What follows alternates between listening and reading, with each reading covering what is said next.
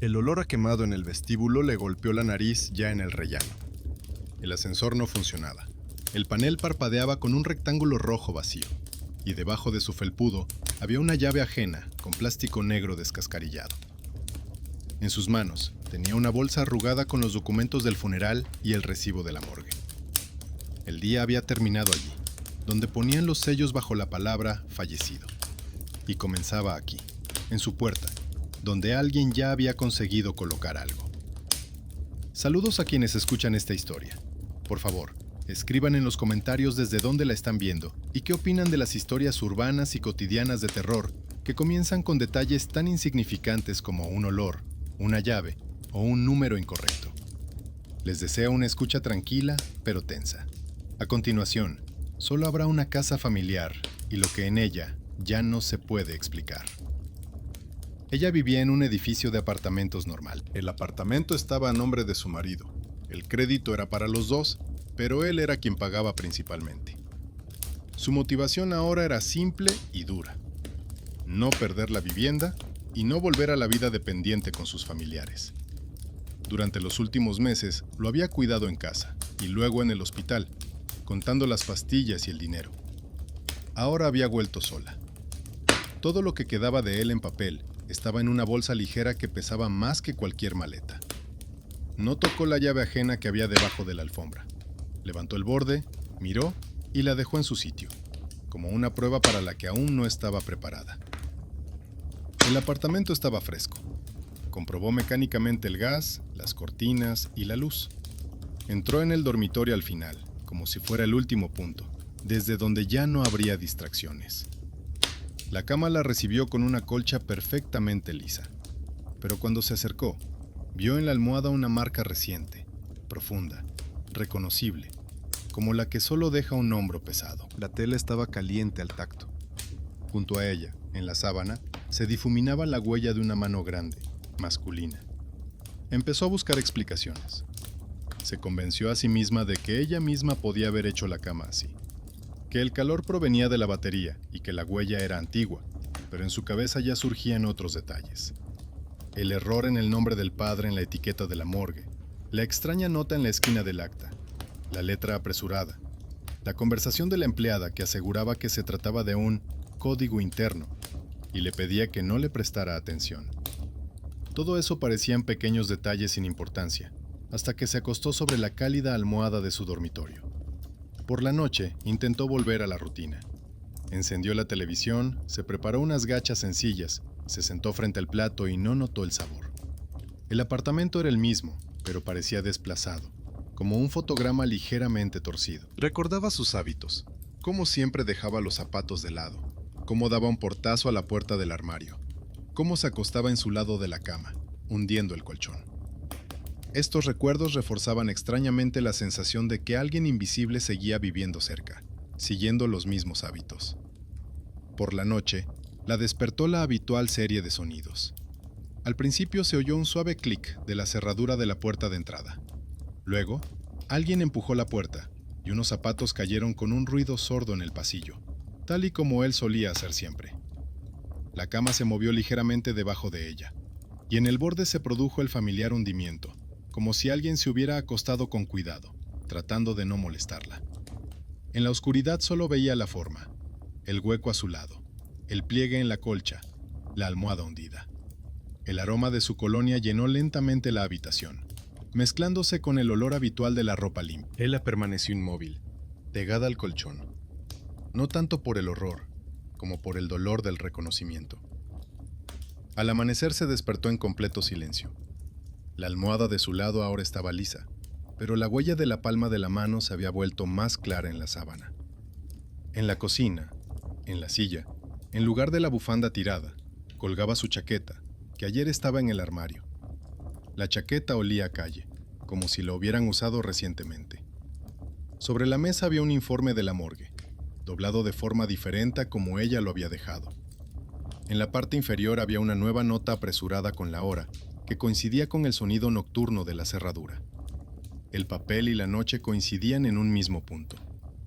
El miedo comenzó a convertirse en una especie de investigación. Para no volverse loca, Sacó el cuaderno donde antes anotaba el esquema de los medicamentos y elaboró una tabla sencilla. Fechas y horas, rarezas en el apartamento, errores en los documentos. El resultado fue una cadena evidente. Cada regreso, pasos, abolladura, chaqueta, iba acompañado de una corrección en el papel, como si alguien siguiera moviéndose tanto en su vivienda como en el sistema de registro, por el que ya lo habían dado de baja. Necesitaba un apoyo. No podía permitirse derrumbarse. El apartamento, los pagos, la tramitación de la herencia, todo dependía de ella. Eso fue lo que la motivó a dar el siguiente paso.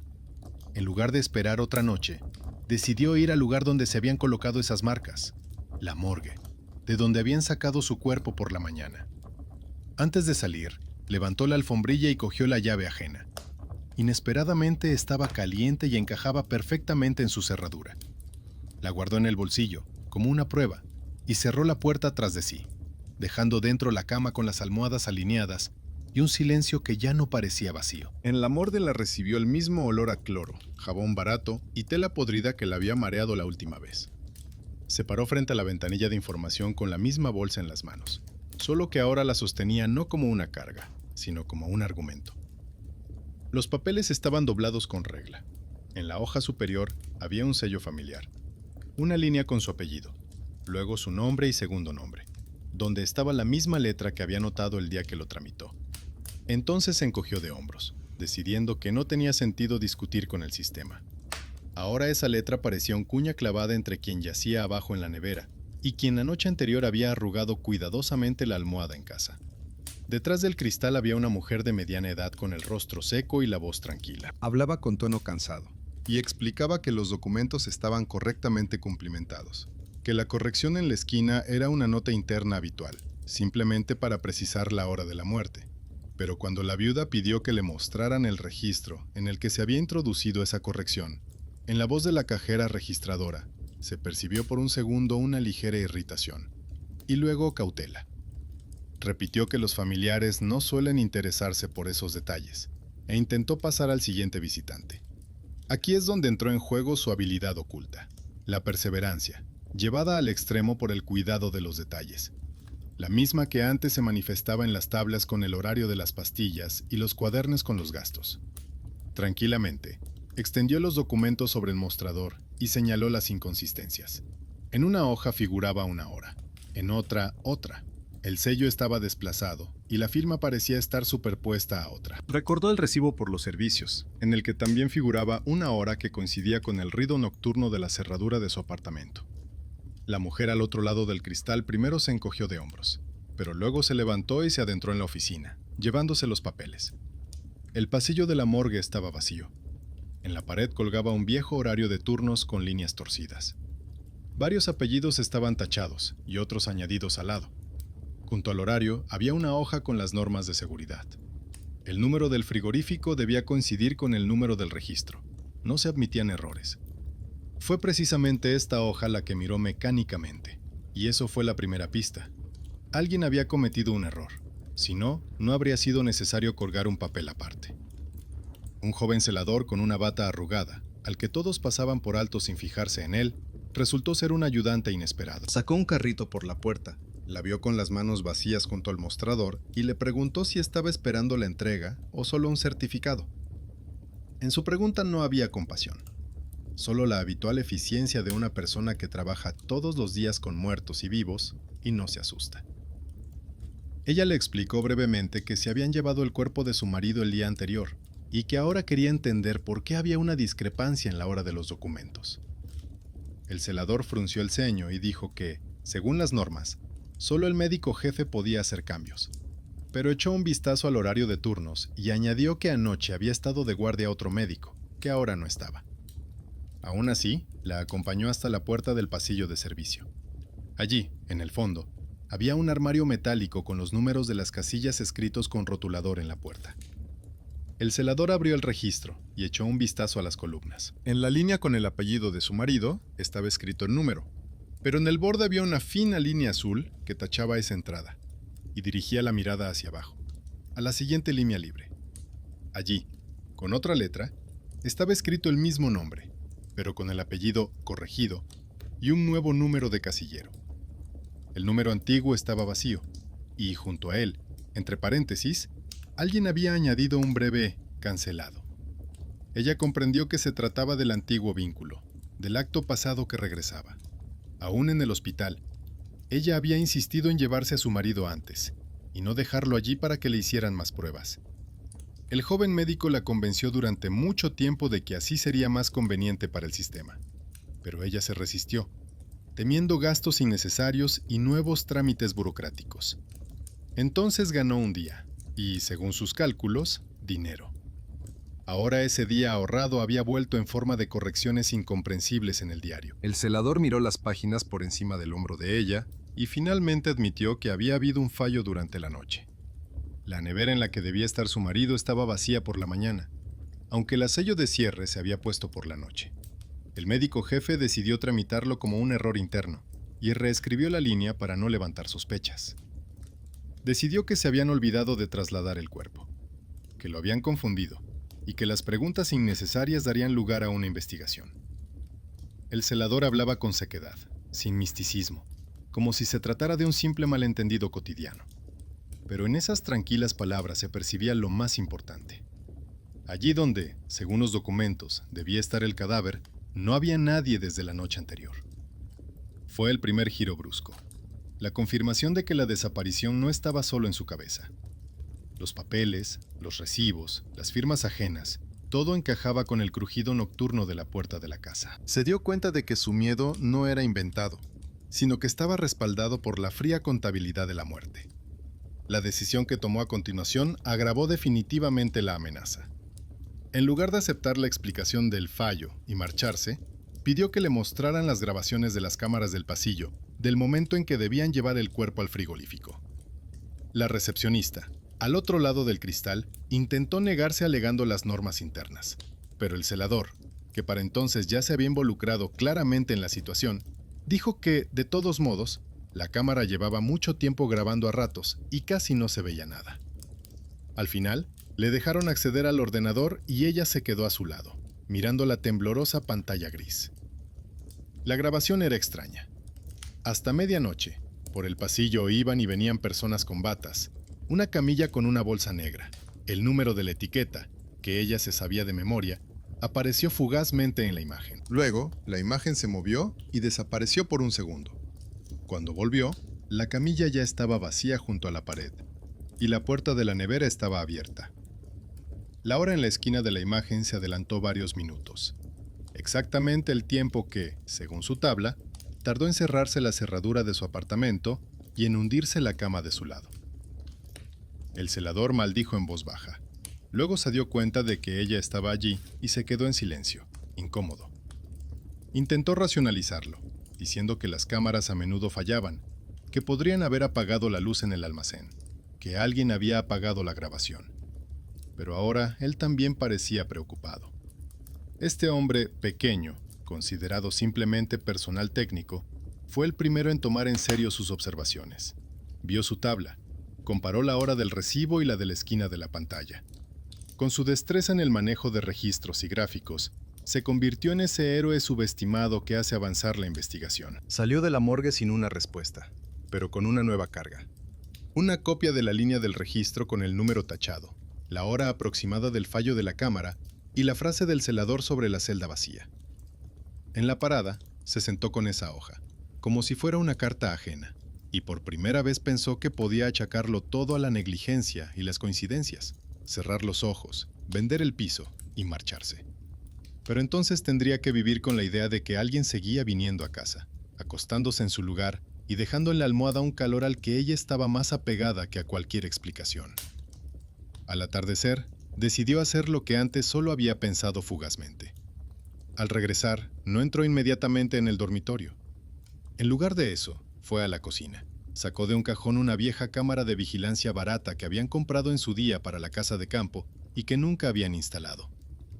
La cámara era pequeña, con un cable sencillo y una luz que parpadeaba al encenderse. No tenía muchos conocimientos técnicos, pero las instrucciones eran claras.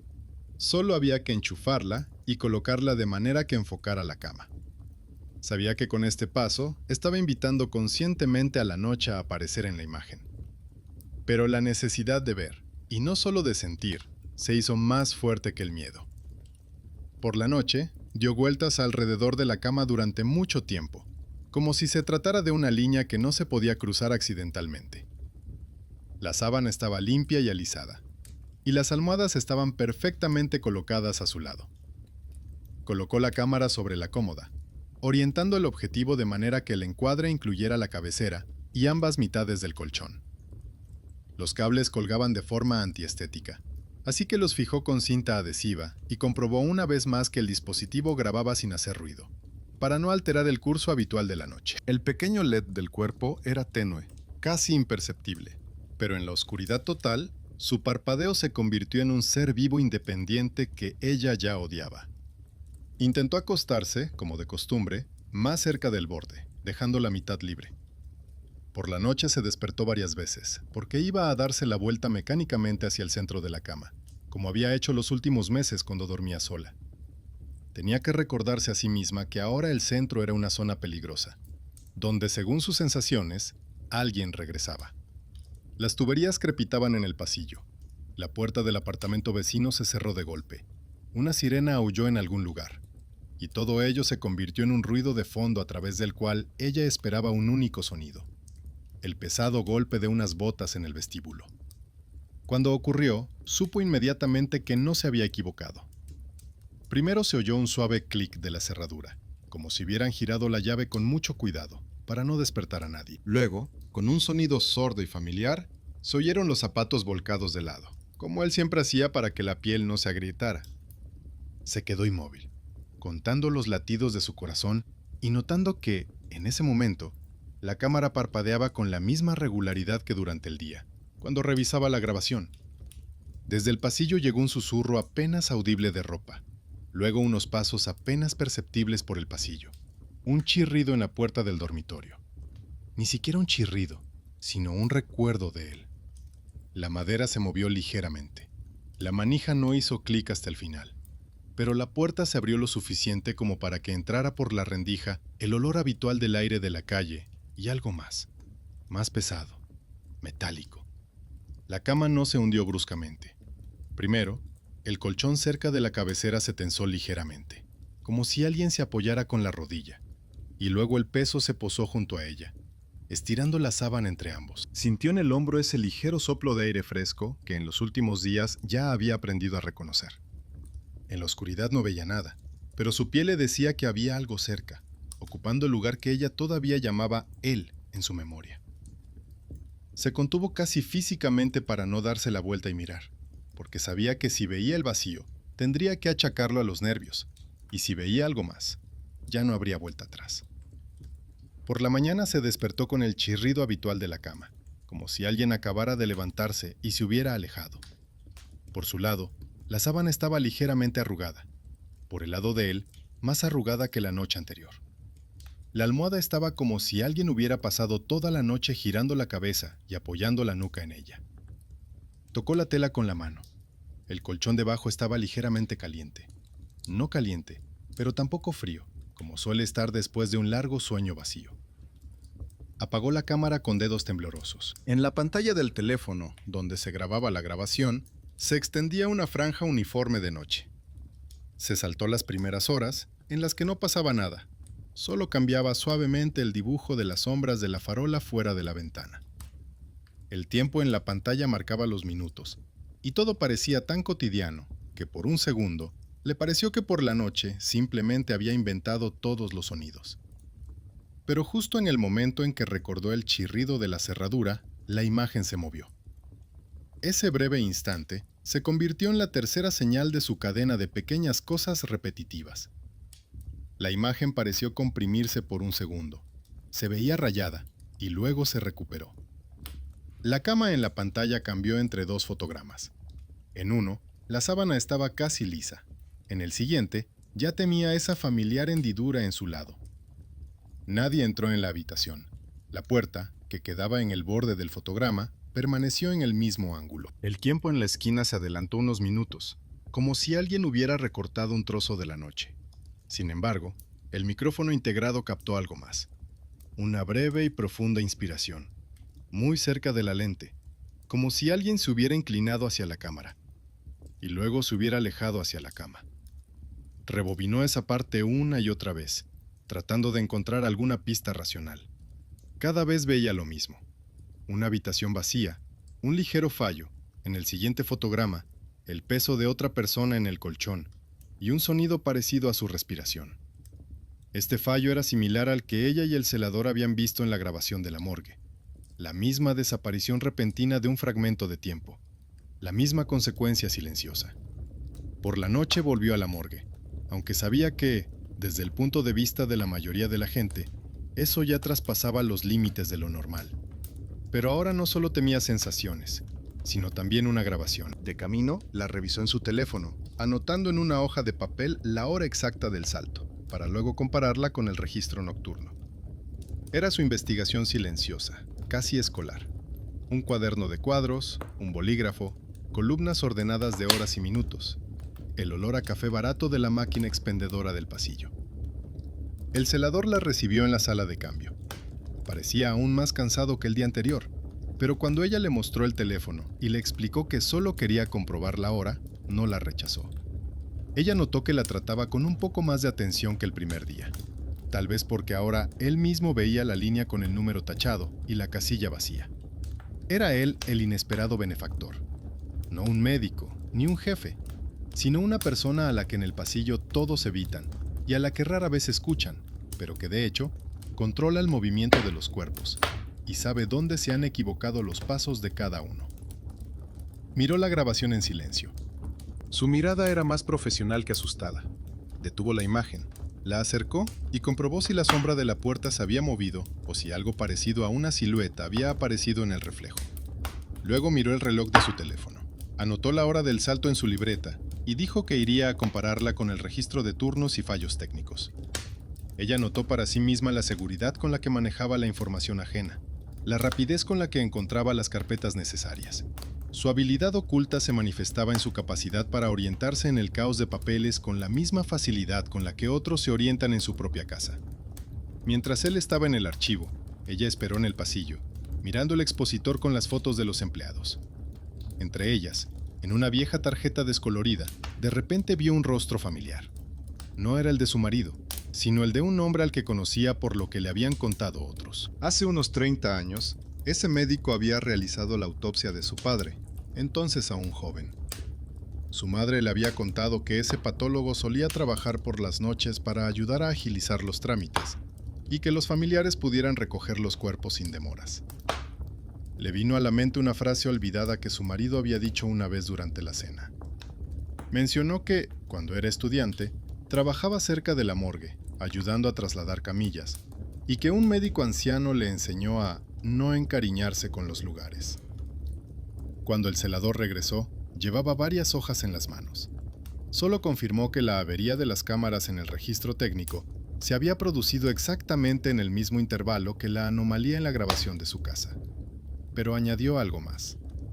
En unos papeles antiguos había encontrado una lista de empleados temporales que habían pasado por su departamento hacía muchos años. Entre ellos estaba el apellido de su marido, con una nota sobre trabajos nocturnos. Sus antiguas sospechas difusas sobre el pasado de él tenían ahora una base documental. Así se formó otra línea.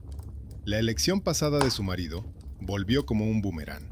En su día, él mismo aceptó participar en un trabajo en el que los cuerpos eran más objetos de registro que personas, donde se les trasladaba, se les cambiaba de sitio y a veces se les confundía por comodidad de los vivos. Ahora su propio cuerpo se encontraba en la misma trampa burocrática, desaparecido de la celda, pero no del apartamento donde había vivido durante muchos años.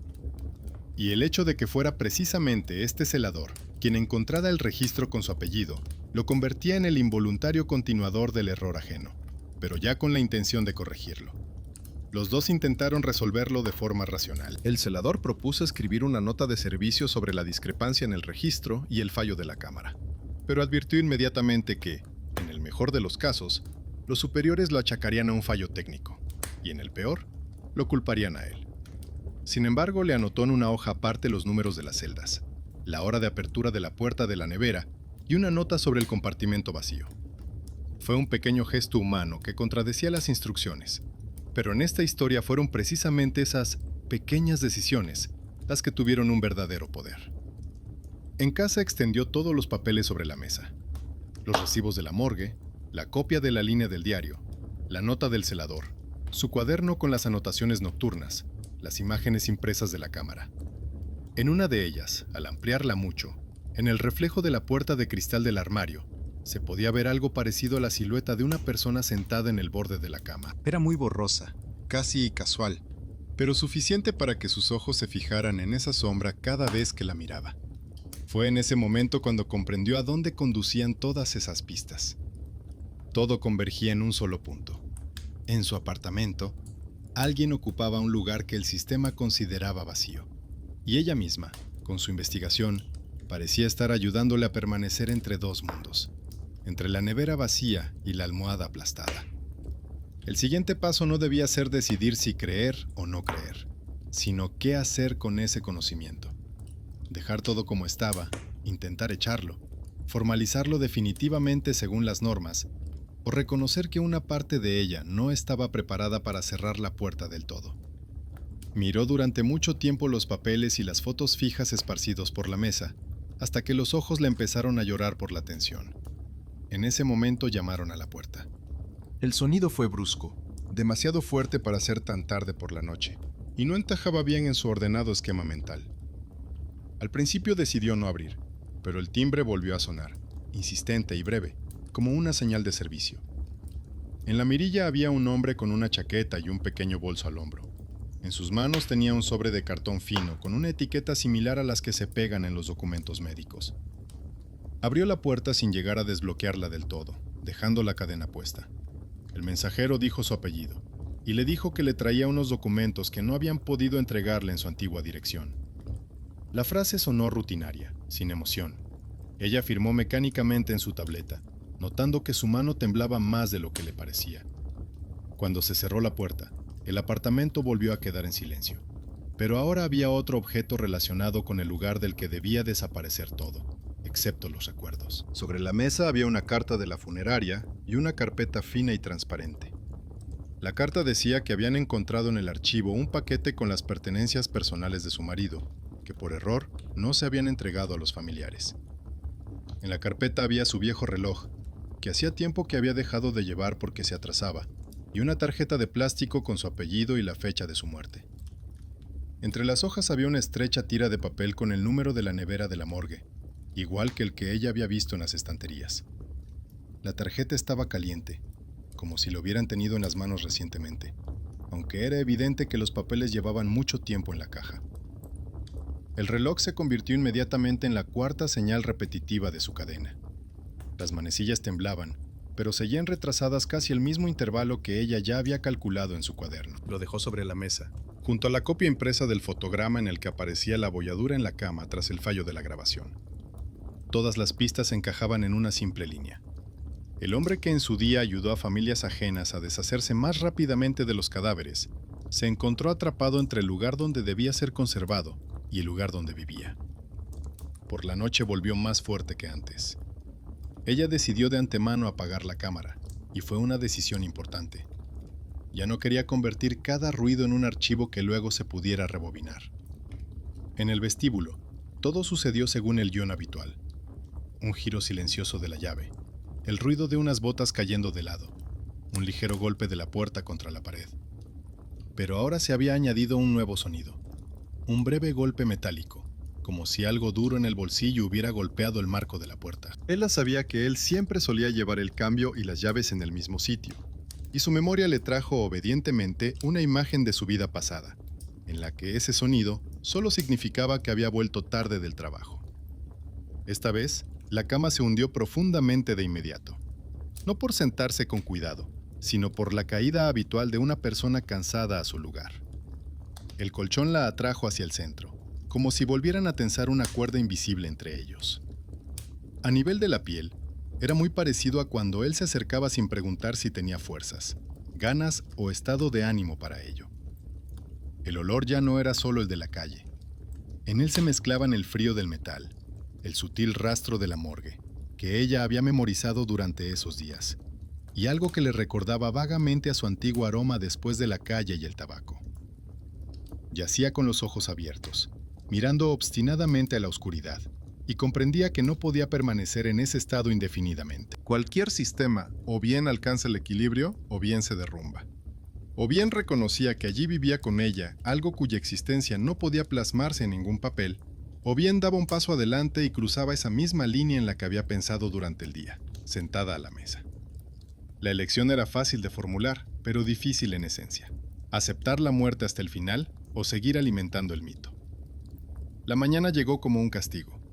La almohada de su lado estaba tan hundida como si alguien hubiera estado tumbado sin moverse toda la noche. La sábana conservaba una marca clara del hombro y la palma de la mano. La hendidura no se alisaba ni siquiera cuando ella intentaba estirar la tela con la mano. No era un pliegue casual, sino una huella clara del peso. En el espejo sobre la cómoda, su propio reflejo parecía cansado y extraño, con los ojos en los que, en lugar de lágrimas, se había congelado la irritación. No solo por lo que estaba pasando, sino también por ella misma, porque seguía dejando el lugar vacío, esperando pasos, colocando la cámara, registrando la hora. Por la tarde llamó al celador. En su voz se percibía el cansancio que aparece en las personas acostumbradas a las constantes peticiones y quejas. Pero cuando ella le explicó brevemente que había encontrado una bolsa con las cosas personales de su marido y una tarjeta de su departamento, él se mostró más atento. Le propuso que fuera al final de su turno, cuando hubiera menos miradas indiscretas. Esa iniciativa fue un paso adelante, y ella comprendió que él era precisamente esa persona infravalorada que se tomaba en serio su extraña cadena de papeles, olores y abolladuras. En una pequeña habitación separada, que olía a café y detergente, ella colocó sobre la mesa todo lo que tenía: la tarjeta con el apellido, la tira de papel con el número, la copia del diario que él le había dado ayer para que lo copiara y la fotografía de su reloj. El celador la escuchó hasta el final sin sonreír ni una sola vez. Luego dijo que, según las normas, no tenía derecho a corregir nada a posteriori, pero que podía anotar que el cuerpo había sido entregado a los familiares y que no se seguiría rastreando su paradero. Formalmente, eso significaba que el sistema ya no lo buscaría entre las celdas, ni lo mantendría en la lista como desaparecido. Según él, a veces esas notas ayudan a cerrar discrepancias extrañas para que luego no se busque a los culpables. Sacó un gran diario y tachó cuidadosamente la línea en la que figuraba el apellido de su marido. Junto a ella, escribió con letra pequeña y cuidada que el cuerpo había sido entregado y los documentos tramitados. Para el sistema, eso era el final. Para ella, solo una parte del trabajo. Pero ya durante esa simple acción, le resultó más fácil respirar. De repente comprendió que, en cierto sentido, toda su vida había estado esperando que alguien más, otro adulto, viniera y le dijera: ya está, basta, aquí se acabó todo. Pero, aparte de ella misma, nadie diría esa frase en serio. Antes de irse, el celador le pidió que, al menos por un tiempo, retirara de la habitación todos los objetos relacionados con el funeral. El traje negro que nunca había guardado en el fondo del armario, la pila de folletos conmemorativos, la caja con sus documentos médicos. Su consejo era sencillo y práctico, pero dio en el clavo. Ahí residía su talento oculto: ver la cadena de extrañas coincidencias como un conjunto de cosas concretas que se pueden trasladar, reescribir, guardar en otra caja. No era psiquiatra ni sacerdote, sino una persona acostumbrada al aspecto muy material de la muerte. Por la noche, por primera vez en todos esos días, no esperó a que oscureciera. Abrió las ventanas con antelación, ventiló el apartamento hasta que se refrescó ligeramente, metió en una gran caja todo lo que le recordaba al funeral y añadió una bolsa con sus objetos personales de la morgue: el reloj, la tarjeta, la tira de papel con el número. Dejó la caja junto a la puerta para llevarla al día siguiente al garaje, donde guardaban las cosas viejas que hacía tiempo que no tocaban. Fue un paso consciente para alejarse de la costumbre de tener cerca todo lo relacionado con el pasado, aunque le impidiera respirar. Estar tumbada en la cama era algo inusual. Primero se sentó a su lado, alisando lentamente la almohada. En algún momento le pareció que la tela se resistía, pero esa sensación pasó rápidamente. Mentalmente dijo lo que quería decir en voz alta, sin palabras ni entonaciones, simplemente como una lista interna. Gracias por los años, por los hábitos, por este lugar a mi lado, por volver como pudiste, incluso después del final. Pero ahora ya basta. Ella debe seguir viviendo sin quien se levanta del frigorífico por error. No es una oración ni una invocación al más allá. Solo los pensamientos sinceros de una persona a la que le ha costado demasiado tiempo reconocer una cosa tan simple. Por la noche, los sonidos llegaron de todos modos. La cerradura volvió a hacer clic tan silenciosamente como si alguien estuviera acostumbrado a entrar en casa sin despertar a nadie. Los zapatos cayeron de lado casi sin hacer ruido, pero los pasos en el pasillo eran diferentes. No eran seguros, como antes, sino lentos, como si la persona estuviera escuchando lo que había cambiado. La puerta del dormitorio se movió ligeramente, pero no se abrió del todo. La cama apenas se hundió. Solo los muelles más cercanos a la cabecera se movieron por un segundo, como si alguien se hubiera apoyado con la mano, se hubiera sentado y se hubiera levantado de inmediato. Ella sintió un ligero empujón en la espalda, casi como un gesto de despedida, con el que él solía empujarla hacia el centro cuando ella tenía frío. En lugar de la habitual sensación del peso ajeno a su lado, la invadió el silencio. No era vacío, sino precisamente silencio, en el que no había palabras, ni pasos, ni roces de ropa. Solo el débil ruido de la ciudad nocturna a través de la ventana entreabierta. Se quedó tumbada, escuchando, hasta que se dio cuenta de que, por primera vez en todo este tiempo, no tenía la sensación de que le estuvieran observando en el apartamento. Tenía los recuerdos, las fotos y las cosas en la caja, pero no tenía esa tensa expectación que le oprimía el pecho cada noche. Por la mañana, la almohada de su lado estaba casi perfectamente lisa. La sábana no mostraba ninguna marca distintiva. Solo si se pasaba la mano muy lentamente, se podía sentir un ligero calor residual en el lugar donde normalmente quedaba la huella del hombro de otra persona. No era inquietante, sino más bien triste y tranquilo, como la huella de una persona que estaba sentada a su lado y se levantó porque era hora de seguir adelante. Ya no se acercó a los zapatos en el vestíbulo con horror, sino con una especie de obstinado sentimiento de ama de casa que tiene que poner orden. Los colocó cuidadosamente en el estante, limpió el polvo alrededor y quitó los papeles sobrantes de la mesa. Trasladó la cámara del aparador a una caja y la cerró, decidiendo no volver a revisarla cada noche. Ahora, para ella era más importante la sensación interior de que todo había terminado que otro archivo con interferencias. A los pocos días, se dio cuenta de que volvía a casa sin esperar cambios extraños. La cerradura solo hace clic cuando tiene la llave en las manos. La cama la recibía con un colchón liso. A veces, en las noches especialmente tranquilas, le parecía oír una respiración pesada cerca, en algún lugar entre el sueño y la vigilia, pero esa sensación se disipaba rápidamente. Aprendió a atribuirla no al regreso del difunto, sino a la propia memoria de su cuerpo, que durante mucho tiempo había compartido el espacio con otra persona. Lo más extraño fue que nadie más, excepto ella, se enteró de la desaparición del cuerpo de la celda. Para la morgue, la historia terminó con una breve nota en el diario y una marca indicando que todas las líneas ahora coincidían. Para el celador, una pequeña infracción de las instrucciones, gracias a la cual una familia no tendrá que seguir yendo de oficina en oficina durante muchos años. Para ella, una salida gradual del apartamento, donde la muerte primero regresó para quedarse y luego, finalmente, accedió a marcharse. La justicia aquí no consistió en que alguien respondiera por el fallo o recibiera un castigo. Su forma fue que una persona, acostumbrada toda su vida a volver a casa a una hora determinada, tuvo la oportunidad de marcharse definitivamente cuando su esposa dejó de dejarle un lugar libre. La cama dejó de ser la frontera entre dos mundos y volvió a ser simplemente un mueble en el que se puede dormir sin escuchar cada suspiro.